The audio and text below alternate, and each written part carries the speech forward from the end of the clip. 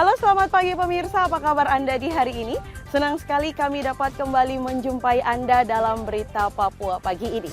Bersama saya Cynthia Delima, sejumlah informasi penting dan menarik telah berhasil dihimpun tim redaksi dan akan kami hadirkan untuk Anda. Berikut 3 di antaranya.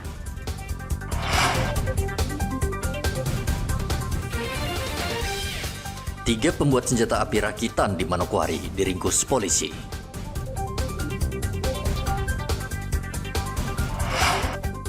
Minuman keras menjadi penyebab utama kasus kecelakaan di Papua.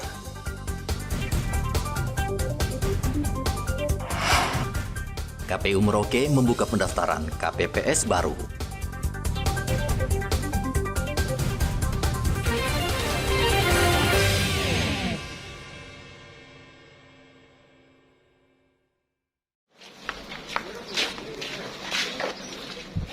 Polresta Manokwari menggerebek sebuah rumah yang diduga membuat senjata api di Kampung Petrus Kaviar, Amban, Manokwari. Polisi menangkap 3 orang dengan barang bukti 3 pistol dan 2 pucuk senjata rakitan laras panjang. Ketiga pelaku langsung dibawa ke Polresta Manokwari untuk menjalani pemeriksaan. Dari hasil penyelidikan, ketiga pelaku mengaku memproduksi puluhan senjata api sejak tahun 2019 dan menjual ke Ransiki, Manokwari Selatan. Kabak Ops Polresta Manokwari, Kompol Wisnu Prasetyo, mengatakan pihaknya akan menyelidiki kasus ini dan berkomitmen memberantas peredaran senjata api di Manokwari. Harga senjata rakitan dijual bervariasi. Untuk jenis pistol, harganya 3 juta rupiah, sedangkan senjata laras panjang berkisar 30 hingga 50 juta rupiah. Ketiga tersangka lupa, namun disampaikan di keterangannya bahwasanya sudah puluhan yang sudah terjual kepada masyarakat. Kemudian terkait amunisi masih didalami. Sampai sekarang dari penyidik belum mendalami asal-usul dari amunisi tersebut. Namun dari pemeriksaan nanti akan muncul keterangan dari ketiga tersangka asal-usul dari amunisi ini, dan pasti kita akan kembangkan. Selain menyita senjata api, polisi juga mengamankan 1 butir peluru yang menurut pengakuan pelaku mendapat peluru tersebut dari seorang oknum anggota TNI. Kepandaian membuat senjata api ini menurut pelaku didapat dari orang tuanya serta belajar secara otodidak melalui media sosial. Lama memang bekerja di bagian otomotif atau bengkel, Pak, sama. Jadi ditambah lagi dia melihat mungkin di YouTube begitu. Jadi mungkin dengan keahlian dia dulu, terus ditambah lagi dengan dia lihat media YouTube.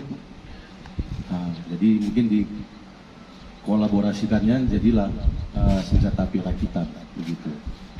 Terus yang terkait masalah peluru tadi, ya kan, kita sudah melakukan pemeriksaan kepada para tersangka. Jadi keterangannya memang dia dapat dari oknum anggota. Jadi kita masih nanti akan melakukan koordinasi. Saat ini ketiga tersangka masih menjalani pemeriksaan di Mapolresta Manokwari. Mereka bisa dijerat Undang-Undang Darurat dengan ancaman hukuman 15 tahun penjara. Edi melaporkan dari Manokwari, Papua Barat.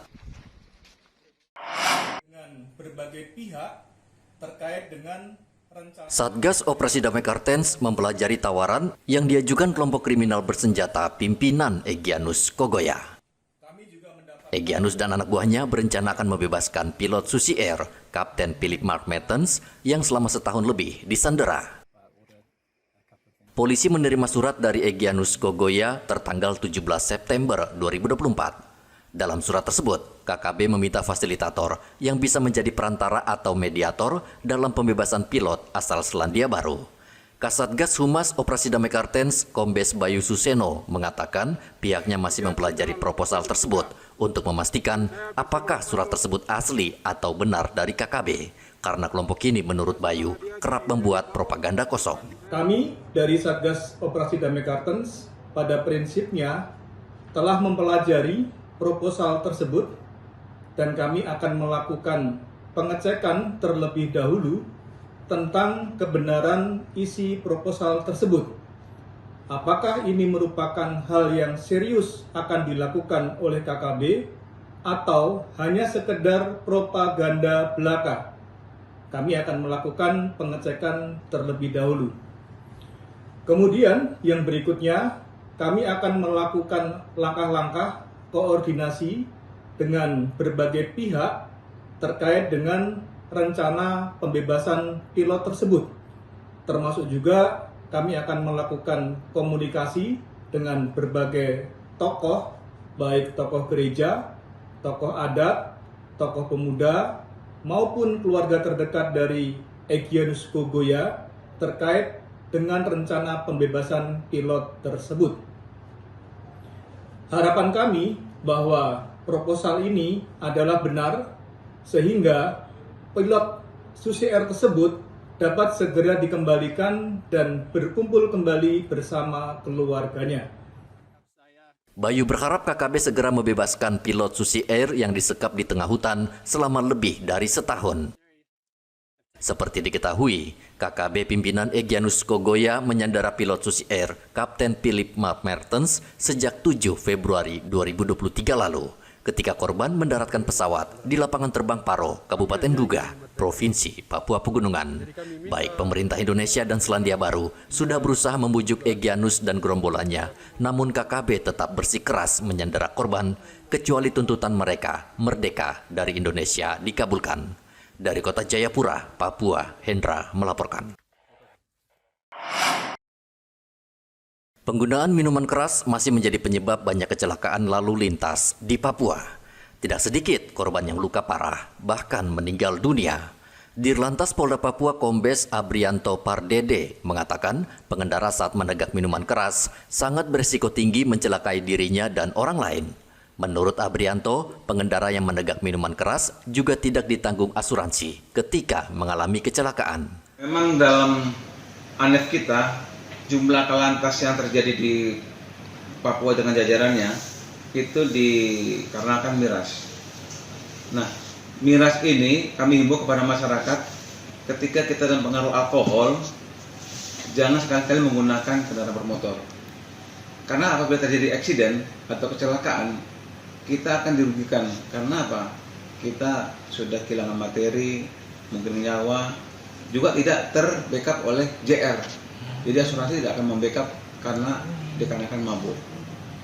Jadi sebaiknya pastikan sebelum berkendaraan fisiknya bagus, kendaraannya bagus. Saat di jalan patuhi aturan lalu lintas yang ada, tidak kebut-kebutan, dalam keadaan sadar.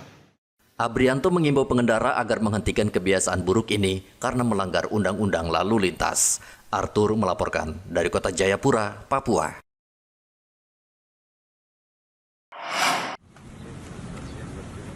Wakapolda Papua Brigjen Faisal Ramadhani memberikan apresiasi kepada pasukan Brimob Polda Papua yang berdedikasi tinggi dalam menangani kasus yang melibatkan kelompok kriminal bersenjata atau KKB. Apresiasi ini disampaikan Wakapolda ketika apel pasukan di lapangan Brimob Polda Papua. Menurut Faisal, selain KKB, pasukan Brimob Polda Papua juga kerap terlibat dalam sejumlah kegiatan. Salah satunya sebagai Satuan Tugas Operasi Damai Kartens yang dibentuk Mabes Polri. Pengalaman saya kurang lebih selama 7 tahun menangani kasus-kasus atau kejadian-kejadian yang dilakukan oleh kelompok kriminal bersenjata, berbagai macam kelompok.